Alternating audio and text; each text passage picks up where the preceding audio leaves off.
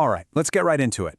Today, we're not just looking at highlight reels or trophy lifts, we are deconstructing the absolute peak performance of a true sporting icon, Virat Kohli. We're going to examine the exact physical, technical, and mental blueprints that transformed a talented young player into, well, an absolute machine on the cricket field.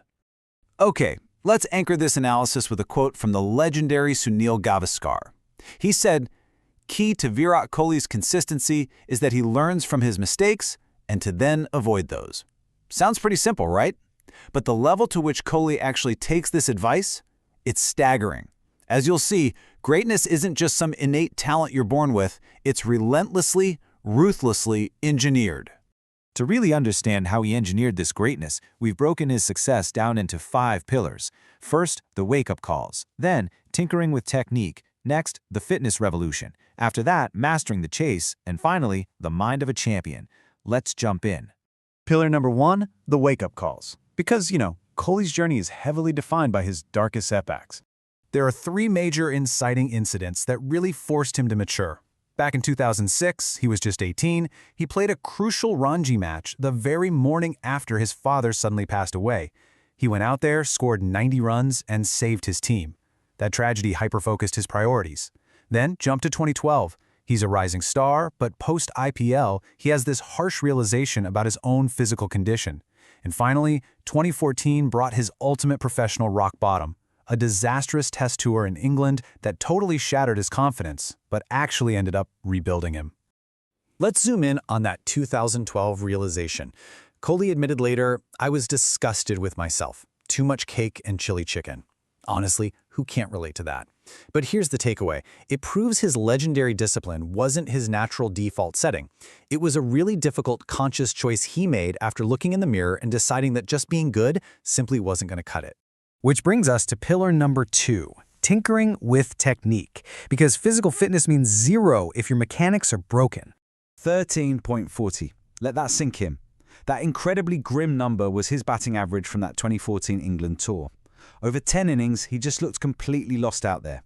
James Anderson ruthlessly exploited his outside edge, just kept drawing him into fishing for the ball. It was a massive slice of humble pie that forced him into an extreme technical overhaul. And this brilliantly illustrates exactly what he changed. Look at the contrast here. Back in 2014, he used this narrow, open stance with his toe pointing towards cover, leaving him totally vulnerable to those nick-offs outside the off stump. So, what did he do? He completely closed his stance. He got his back hip in line, pointed his toe to point, and started batting a full 50 centimeters outside his crease to kill the late swing. The result? His average in that channel outside off stump exploded from a really vulnerable 28 to a dominant 92. But listen, you don't just magically change your stance overnight. Sachin Tendulkar advised him to get on top of the ball, to basically treat fast bowlers like spinners. So Kohli adopted a pronounced forward press. And to lock this into his muscle memory, he batted 3 hours a day for 10 straight days. He literally pushed himself until his forearms cramped up. He knew that technical perfection demands obsessive, grueling repetition. Pillar number 3, the fitness revolution. Executing those insane technical changes meant he needed a completely new physical vessel. And his physiological evolution was totally step-by-step. In 2012, he just started by cutting out the junk food. But by 2015, working with strength coach Shankar Basu, he leveled up to this Olympic-style, science-driven training. And this didn't just change him. It completely redefined the culture of the entire Indian team. Then, fast forward to 2018, a cervical spine issue forced him to pivot yet again. That 2018 scare was triggered by high uric acid, and it forced him to adopt a radical new diet. He went 90% plant-based and dairy-free to fight the inflammation. He dropped heavy meats and focused entirely on clean, highly digestible foods. It's an incredibly minimalist diet, focused strictly on fuel and sustained energy rather than, flavor or treating himself. Now, what's really interesting about this is the sheer mundanity of his greatness. His daily habits are totally non-negotiable. He eats standardized, repetitive meals, literally dal, rajma, and boiled veggies, sometimes for 6 months straight. Minimum 8 hours of sleep, no exceptions. Cold showers, high pH water for recovery, Olympic compound lifts, and he even pushed for mandatory team yo-yo tests. It is all about longevity and recovery. He chooses routine over fleeting motivation every single time. Pillar number 4, mastering the chase. This is where we see how all that fitness directly translates to dominating limited overs run chases. The data really lays his tactical genius bare here. A lot of aggressive batters rely on smashing boundaries to chase down a target, right? But Kohli's boundary dependency is actually surprisingly low. Instead, his dot ball reduction and strike rotation are absolutely elite. He doesn't panic. He doesn't just swing for the fences. He basically suffocates the bowlers by eliminating dot balls and constantly keeping that scoreboard ticking. It's basically a three-phase mathematical formula. Step 1, the early overs, risk compression. Playing strictly with a vertical bat to minimize arrows against the new swinging ball. Step 2, the middle overs, strike rotation.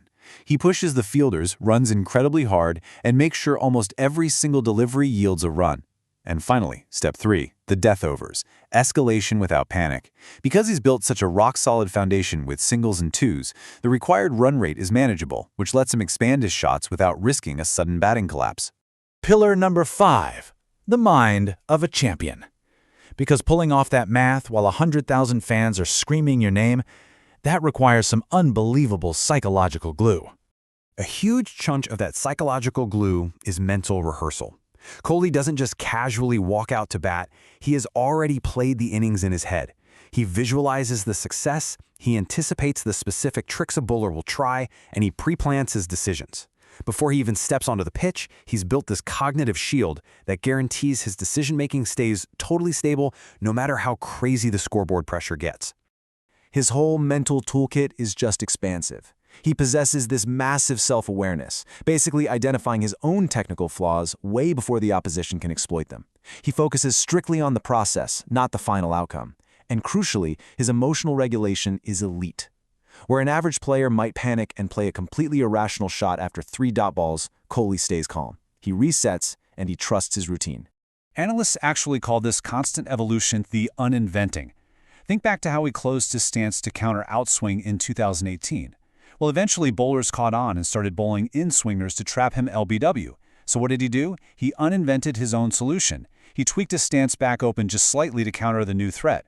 He never just stays static. He is in a constant, ongoing conversation with his own technique. Which leaves us with a pretty fascinating thought to wrap up our explainer today.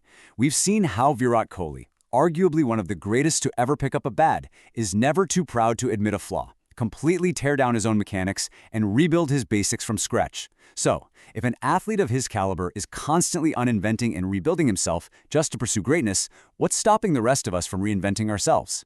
Thanks for hanging out for this deep dive. Keep learning, and we'll see you next time. All right.